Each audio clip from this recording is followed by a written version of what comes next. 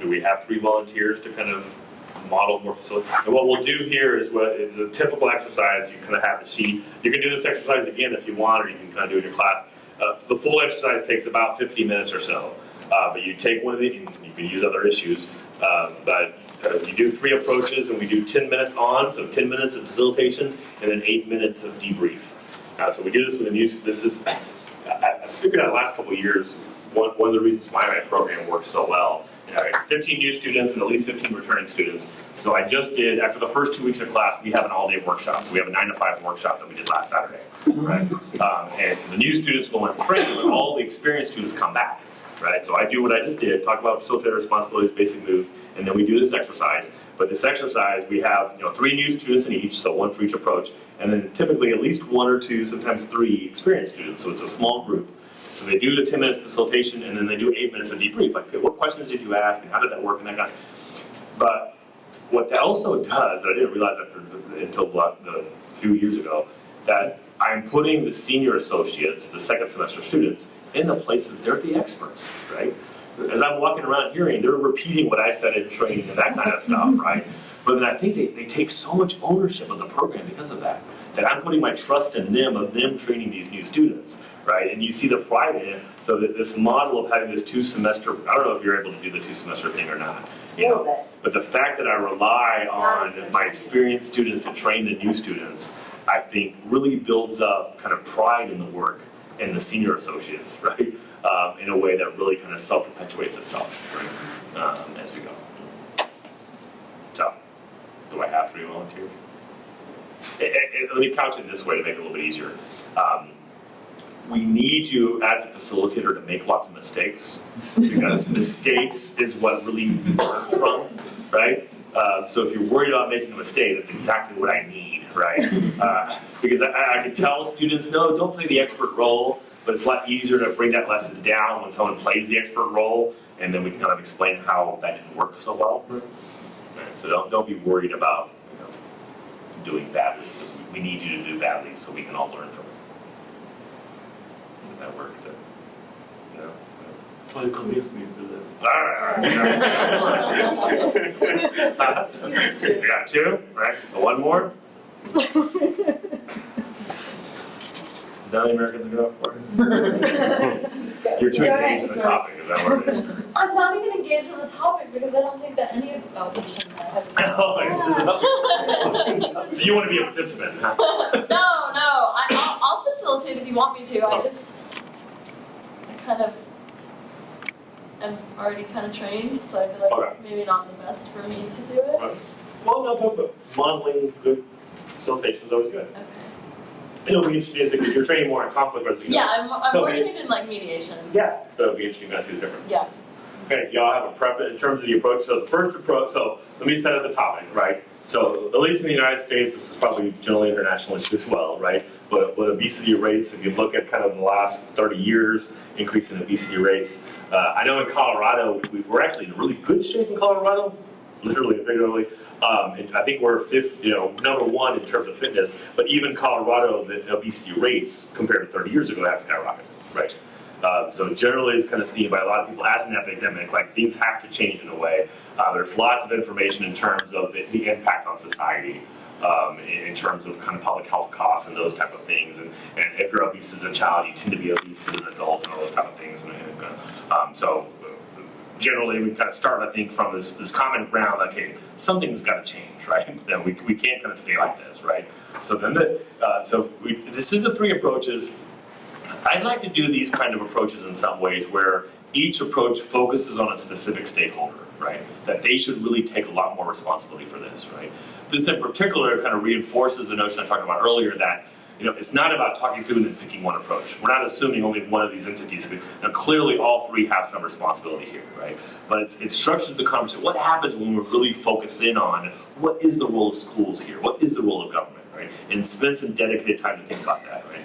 Because one of the other aspects of the NIF model that I think works really well, with general issues, what tends to happen, especially like with legislature and policy, is one solution is brought up. Let's do this, right?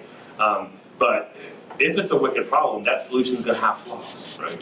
And as a society, we're really good at pointing out flaws, right? Especially in an adversarial system, right? So we have a problem, we all agree it's a problem. People say, let's do this to solve the problem. That gets torn apart. Okay, never mind, right? Let's do this to solve the problem. That gets torn apart. Okay, never mind. Let's see. So we never do anything because we're almost like waiting for the magic bullet. We're waiting for the solution that has no flaws when it doesn't exist, right? So what an NIF approach does is, okay, here's a common problem. Here's 3 broad solutions to it.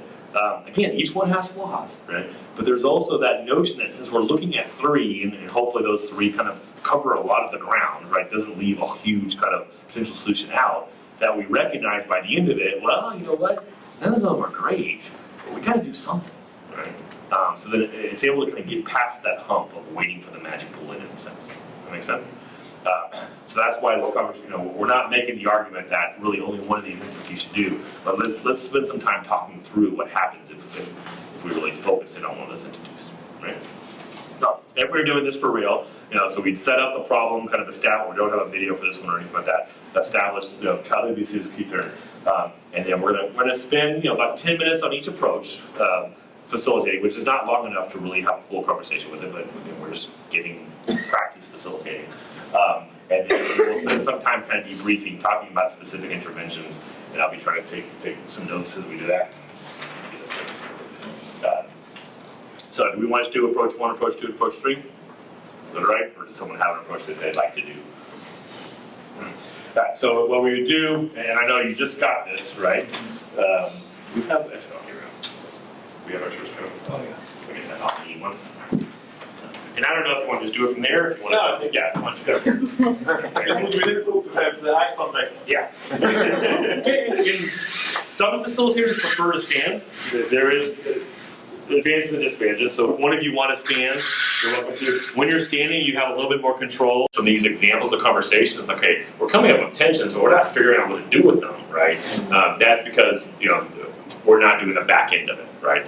If we did the back end of this after walking through these 3 approaches, that's when we would say, okay, what can we do now? What do you think your school should be doing, and those type of things, or who needs to be doing what, or some of the real key tensions that came out that if we had more time, we're kind of spread, whatever. I'm not thinking the words now. But if I did, since I've done this conversation a lot, there's some key tensions in here that I want to get into a little bit more, right? That with the approaches, like for parents, it's always easy to say parents need to be better parents, right? But parents don't like to be told how to parent, right? And if you have a program for improving parenting, who shows up? The good parents, right? Not the bad parents. So there's a lot of issues that we're dealing with. That the heart of the problem is parents are just not doing a good job. But getting parents to do a better job is not easy, right? So that's something we need to spend a lot more time on. And the stigma thing is a good example, right? And you kind of brought that back up in a sense, like how do we? And I deal that a lot with poverty, and in particular with poverty. One of the biggest wicked problems, challenging, is single motherhood, right? Like the rates of single motherhood are increasing, right? And in some ways, we don't want a stigma in single motherhood, and in some ways, we need a stigma, and because it's very hard to kind of survive in a society. I mean, I've got 3 kids, and I'm happily married, and luckily my wife's, we have the resources for my wife to stay home right now with the kids little. I can't imagine someone doing that job by themselves, right? But there's also that notion that we don't want to stigmatize, we don't want to demonize single parents, so it's kind of the same thing here, right? It's like we don't want to demonize people that are mothers, right? But then we also in some ways we do. We want to say, no, we need to kind of eat better, we need to exercise more, and so there's some tough tensions in there that require tough conversations. And it's really easy for those conversations to derail, right? I know that single motherhood conversation has derailed multiple times with people, right? That, like, how dare you say it? Well, no, I'm not saying, I'm not making a moral judgment. I'm just saying, if you look at the percentages of who's in poverty, right? If it's a single parent, it's a really high percentage. It's actually a pretty low percentage of 2-parent families that are in poverty, right? So that becomes an issue, but we don't know how to talk about that, right? So that's what, as you have these conversations, those things kind of come out that we recognize, we want to really focus on healthy food, but man, when we do that, it doesn't work very well. Okay, how do we get innovative? How do we do that? I know when we worked a lot with this issue 6 years ago, we went into schools. I talked to 2nd graders, 5th graders, 7th graders, and 10th graders about the quality of food and the cafeteria, right? And almost all of them said, I love vegetables at home. Vegetables at school are horrible, right? It's a big can of green beans and yucky water. It's like, you give us real vegetables, we'll eat them, right? But if our choice is gross green beans or pizza, I'm picking pizza, right? You know, so it was really, my favorite one of all was the 2nd graders. It was actually in my basement because it was my daughter's Girl Scout troop. We ran this for him. You know, he said, you know, should schools ban junk food? One of them raised their hand. Yeah. Are nachos junk food? And I said, yes. She goes, then no. She was a single issue voter. She was the nacho lobby. She needed to clarify, right? But we struggled, you know, and really, I mean, we argued, said if we had good fruit, right, and it was free, would you eat it? Almost every single one would say yes, right? You know, so it was an accessibility kind of thing, and it was a quality kind of thing, right? You know, this kind of fruits, you know, mixed fruit kind of thing, you know, like, that's gross, right? But you give me good fruit or good vegetable, I'll eat it, right? You know, so, but you highlight, you know, from the conversations, you start highlighting the key tensions, and then you start really kind of digging deep. How do we do this? But most of our conversations make it very easy just to have the surface thing, right? Parents need to parent better, right? We should just teach parents. We should just ban junk food, you know? But then you start digging into it, that's, you know, and really recognize the tensions, you start actually having the real conversation you need to have.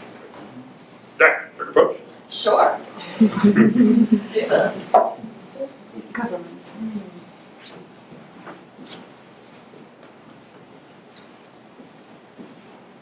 Alright, hello. So I will be covering the 3rd approach. The 3rd approach looks at more of a government role, more of a policy role to this problem, looking at implying taxes on junk foods, more regulation, also doing more publicly funded parks and programs. So just kind of opening this up now, what do you all think about this approach? Well, I think that the government has a quite important economic incentives to engage in the process. At first, it has resources to and abilities, and the second thing is that the government has to manage the problem, the financial consequences of obesity. So I think the general answer should be that yes, we have to expect government to engage in it. So overall, you're saying that you feel like there's economic incentive. Is that correct? Yes, well, we may divide it into Into the 2 areas. areas. Yeah. First are the costs which the government has to spend on public health care. And the second thing is the possibility of using market-based instruments, for example, fat taxes. Yeah, great. Thank you for your contribution. What do others think? Yes. I think that having the government take a stronger role makes a lot of sense because the one thing they have the resources to do that individuals and schools don't is market this as a real problem. If a parent tells their child one thing, you know, it's a family-contained matter. If a school does something, there's going to be back and forth, but even then it's fairly contained. The government has the resources to market this as a broad issue with real broad consequences that where you can see that even if somebody else is taking this action, in the long run it's going to impact you because if they are, say, in poverty and they're eating bad food, they're going to have health problems, which you as a taxpayer then end up with the bill for via Medicare and Medicaid. I think also that's particularly helpful if the government wants to take the approach of increasing regulation when it comes to advertising junk food to children. Because of just a single family or a school is going to have a real hard time convincing people that this is a potentially bad thing on par with, say, alcohol or cigarettes. Whereas the government has the resources to really kind of push that viewpoint. So I think it makes, strictly from a resource point of view, a lot of sense for the government to up their game on this one. All right. So what you're really saying is that you feel like they have the resources, they have the ability to make this a greater or broader issue, and to use their resources in terms of taxation and regulation to further push that agenda. How do others feel about this issue?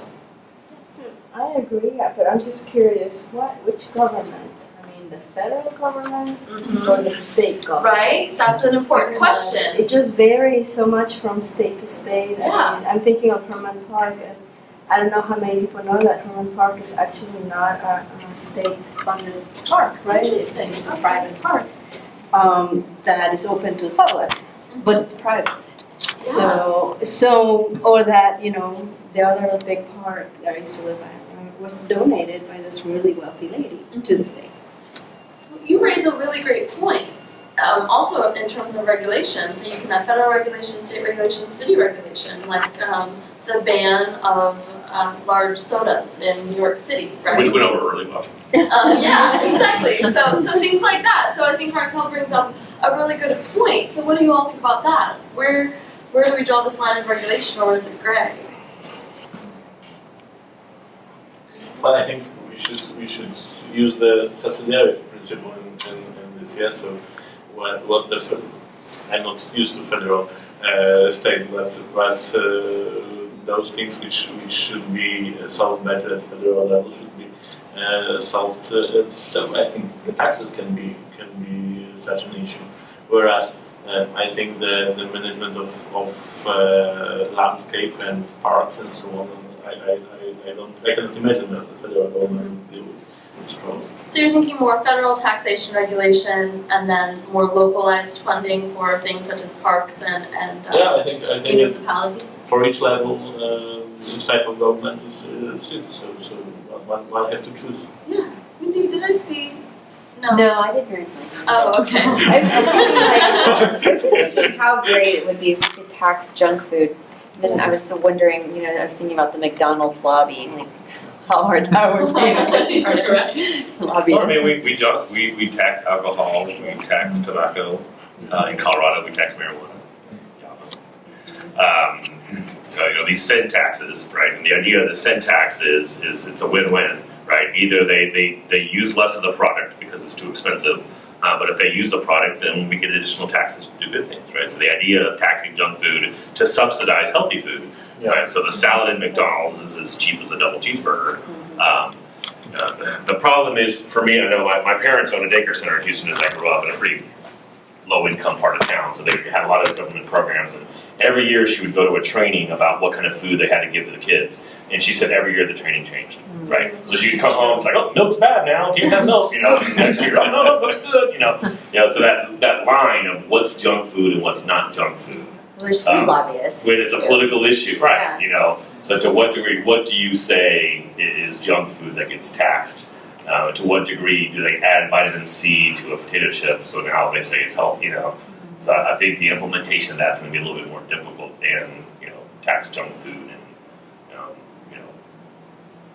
healthy food, right? What's junk and what's healthy is going to be a politicized issue, but I'm not saying it's not worth trying to figure that out. What about some of these trade-offs? Are there any trade-offs on there that you are particularly drawn to or want to discuss? I think with one issue we're dealing with Fort Collins is we have a new tax coming up, like an extension of it's called the Building on Basics for like large programs. So they come up with a list of programs and then we vote. So outside of the budget, kind of new cool things. And one of them is a recreation center for the south part of town. Now in Fort Collins, north part is a little poor. The south part is a little bit more well off. North part already has some public recreation centers, right? The south part does not, so we need a recreation center, but since there's not one, we have several businesses that are health clubs, right? So if they build a recreation center on the south part of town, it's probably going to cause some of those health clubs to close, because now the government is providing a service that is the private industry, So I can see some of those tensions in a sense of, if we're saying now it's a government responsibility to provide places to exercise and sports programs and leagues and stuff like that, then that means the private industry, you're taking that away from private industry, right? So I think that's going to be tough to see how that kind of plays out for Collins. I think that's an interesting point you make, but also it adds choice, right? Yeah, but then for the people who can pay for these sport programs are not really the people who are needing them. And there is a lot of people who, well, they just, I'm thinking that more parkways, exercise equipment in a small neighborhood, especially in neighborhoods who are really low income. I think that should be also something that the government could help on doing that. Another thing also that I think the food desert also is an area that nobody speaks. And I mean, I really didn't know much about food deserts until I went to USDA on a fellowship, and then I learned about this term, and I came back to Houston because we don't see food deserts. When I look at the map, I was really surprised how many food deserts we have here in the city. So I think that's a role also for the local, state, and even the federal government. Others? Well, I agree with Maria. I was trying to move to a cheaper apartment. So then I don't remember which ward it is in Houston, but I just map it because I don't have a car. So I was like, where's the grocery store? There is a ward in Houston that has no grocery stores within its borders. Absolutely none. And I was like, I can't live there. I don't know how people live there. So that's a food desert that we have, right, in Houston. And then, but also I think, well, I don't know, I just, it's not only the parks for poor neighborhoods, but the safety. Like, is it really safe for them to go outside? Do their parents feel safe for the children to be playing? Are there drug dealers? Are they going to be shot? So if you don't have that safety, then it's very hard for parents to say, oh yeah, let me just send my child to the park. Others who we haven't heard from yet? About a minute or so. I'm running out of steam. Oh, we can stop there. Okay. Maybe it's a good starting point. Okay. Well, sorry. So, I felt fine. she has a lot of experience kind of coming in, right? So, I noticed for sure, like, most of us were liking this approach, right? So one of the interventions you made is, what do you think about those trade-offs, right? Yeah. So that was kind of a transition question and a push on that. Oh, and I think that's a good point. It's like once you do it a couple times, I think you feel a lot more comfortable than like completely stressed out. Yeah. So all three of y'all chose to stand, right? I don't know if y'all have the reason you made that choice, or if you're more comfortable. I mean, y'all are used to being teachers, probably, so you're used to kind of standing in front of the room in a sense, right? Do you normally, if you do mediations? No, mediation is normally just between two people, right? Or yeah, I'll like set up the table so everyone's kind of equal. Yeah. But so I do kind of like deliberative style in my classes a lot. Okay. So that's why I felt more comfortable standing. Because I kind of treated it like that. Now, the distinction between mediation and deliberation, I mean, I'd be curious if you have any kind of initial thoughts with that. I have some, but I mean, do you see a difference between kind of a public kind of, the public showing up and a mediation? At least in my mind, a mediation is normally, it's more stakeholders, right? Yeah. People are coming in with a specific stake that is a little bit different. So I'm also like a trained like focus group facilitator. Okay. So I see more overlap between deliberation and focus groups than I do with mediation. Okay. Even though I think all three of them like share a lot of the same characteristics of how you facilitate them. But yeah, I just feel as you're just trying to like gather opinions more so, and that's why I see a lot of overlap between deliberation and focus groups. But then you're also trying to get to some sort of consensus, or at least share different perspectives, which then you get more of that mediation. So. No thoughts or questions about that one? We all like government. Do you bring your own ideas as you are doing this? Like, actually, she just finished, and then can she kind of like do a question again based on something that she thought that we didn't cover? Can she? Yeah, I mean, again, it becomes, it's a finite distinction or gray area distinction between, are you asking that question because this is an important issue to this topic we need to talk about, or something I think is important, right? So you're trying to distinguish in a sense that you're not asking that question because that's what you think, right? You're asking that question from a process perspective, that this is an important part of the conversation that's missing, right? So that's where, and those two, that distinction sometimes is not a distinction in some senses, right? But you don't want your own opinion to come out too much, right, that you're pushing. So you don't want to say, like, you know, I told several stories here, like in my city, you wouldn't want to do that as a facilitator, right? Of kind of, here's an example from me, unless it's the really the examples just to kind of help them think through something else in some way. And Maria had to step out during it, but you know, there are other ways that do not put your personal self to move the topic. Like you can point to the placemat, right, and say, are there other questions on here or topics that you think are important? So that's kind of doing what you're saying, but maybe without putting your own or you biases. we talked earlier when you weren't here about the empty chair. We sometimes put an empty chair in the middle of the room and kind of tell people, if you want, you can bring someone and put it in that chair, right? To bring it, or as a facilitator, you can, right? You know, so like I was just kind of joking. We all kind of like government, right? So we didn't have the person here that's like, government bad, Texas bad, kind of, you know. So you could have brought that in, right? What would someone say here that feels government is already doing too much and taxes are too high, that we're relying too often on government to solve our problems? Or, you know, so there's a lot of mechanisms as a facilitator. If you feel a voice is missing,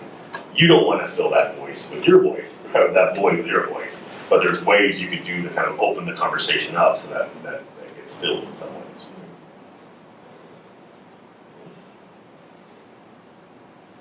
So with this one, kind of do that same mechanism. What were some of the underlying values relevant to this topic? Again, we tend to explicitly talk about, right? But what are some of the things that we care about that were relevant to this topic? Health, right? Yeah. So clearly health, both in terms of individual health. I mean, the framing of this as childhood obesity is important, right? Because it's that notion that children don't have as much power to make their own choices, right? Yeah. So it becomes a little bit more of a societal responsibility in a sense, in some ways. But then that goes directly into kind of another value of kind of valuing parents having control, right? You know, Yeah. it seems to be violating something when we tell parents how to parent, right? Yeah. So you know, the freedom, parental, I don't know, there's not really a phrase that we use, right? Parental freedom or parental kind of authority in a way. Yeah. That we recognize, you know, so that right there is this tension, right? Like, oh man, we feel we need to do something to help these kids, but then we also don't want to violate that parental authority or parental freedom or whatever. Right? So those are these two. What else? I think human value or human worth. I think it came up in both approach 1 and approach 2. In terms, talk a little In bit more terms of about like that. the stigmatization and like the drug work about like bullying and that deals. I mean, So that compassion Yeah. might be part of that, right? potentially, By the yeah. way, that one of my favorite probing questions is talk a little bit more about that. Yeah, yeah. That's a probing question, right? Someone says something, it's interesting, you know, but they seem to be, they finish talking. Talk a little bit more about that. This is a great probing question, right? Keep talking, right? Yeah, so that human value, that compassion, that Yeah, recognizing respect, that it's not just numbers, but that these are actual real people. individuals with value and worth and feelings, and that you need to respect and think about what sort of how those regulations might impact that individual. Yeah, and going along with that, I think understanding education as a holistic process instead of, you know, a number on a test, right? So recognizing that there's a lot more that goes into educating the student. Okay. Yeah, so that, a lot of times when we do work on curriculum, that tension between the kind of the basics or STEM even, Right. and the whole child, right? Right. I remember we did actually a big STEM project for the governor's office, 2007, way back when, and it was a lot of funding to kind of increase STEM, right? So then they split up the state into 6 different districts, and they hired someone in each district, and they hired someone in my district from education, in my college, and then they asked me to help run the public process, and it was funny because they had kind of these designs, how to engage the public, and then I obviously tweaked mine a little bit, but the end of our design was supposed to be this, okay, now that you have this conversation, do you think we should expand STEM? And I said, that's a horrible question. Like, of course, like, who's going to be against STEM, right? But the question we need to ask is, are you in support of increasing STEM, even if that means we have to give up time for art or for PE or for those types of, you know? Because again, that's the question. If we're going to do more STEM, we're doing less of something else, or we're spending more time in class, or maybe we're combining things, right? Which kind of came up in a way, right? Right. But there was, you know, that's that notion that there is that tension between really getting good at the basics and getting better test scores, right? Because we test science and math and English, we don't really test PE and nutrition classes, or civics. Civic education doesn't have a test, right? That's a controversy going on in Colorado in a sense of some civic teachers want there to be a test, right? Because if there's a test, then it becomes a more important subject, right?